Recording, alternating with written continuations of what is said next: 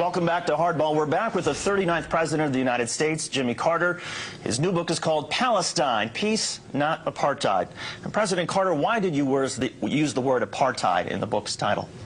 Well, let's look at the entire title, if you don't mind. The first word is Palestine, which involves the land that belongs to the Palestinians, not the Israelis. I didn't refer to Israel because there's no semblance of anything relating to apartheid within the nation of Israel. The persecution of the Palestinians now under the occupied territories, under the occupation forces, is one of the worst examples of human rights deprivation that I know. And I think even worse, though, than a place like Rwanda?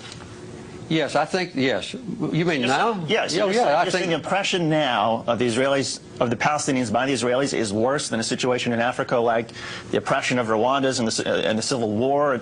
I'm not going back into ancient history about Rwanda, but right now, the persecution of the Palestinians is one of the worst examples of human rights abuse I know, because the Palestinians... You're talking about right now. You're not talking about, say, I'm not talking about ancient history. Ago. No. Well, Rwanda wasn't ancient history. It was just a few years ago. You can talk about Rwanda if you want to. I want to talk about Palestine.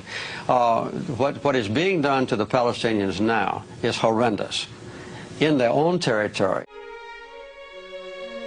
We're in a deep hole because we're so heavily biased in favor of Israel, and the whole world knows it, and they're astounded by it. They can't comprehend why America, with its great cherished traditions, would close its eyes to the dreadful punishment that we have enabled Israel to inflict on virtually defenseless people.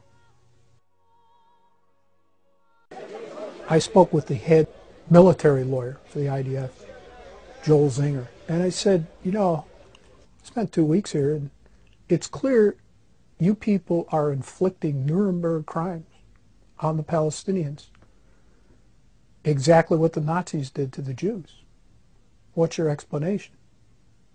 He said, military necessity. Notice, he didn't disagree with me. I said, that argument was rejected at Nuremberg when the lawyers for the Nazis made it.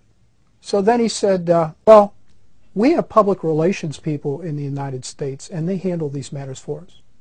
Anybody who's lived any amount of time in the Middle East begins to see the other side of it, I think.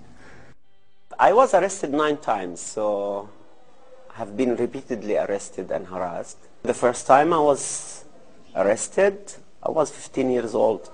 The norm was physical torture. I mean, you get physically tortured until you faint, and then they will splash water in your face and start again. And that Israel calls moderate physical pressure. To me, it didn't look as moderate.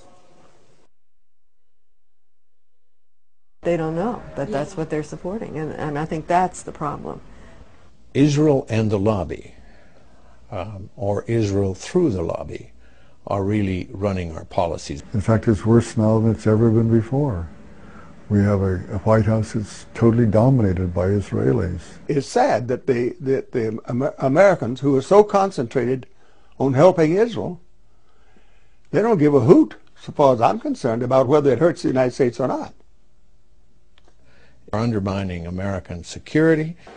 Bad things are going to happen to the Americans, and that, above all, is what I wish to avoid seeing.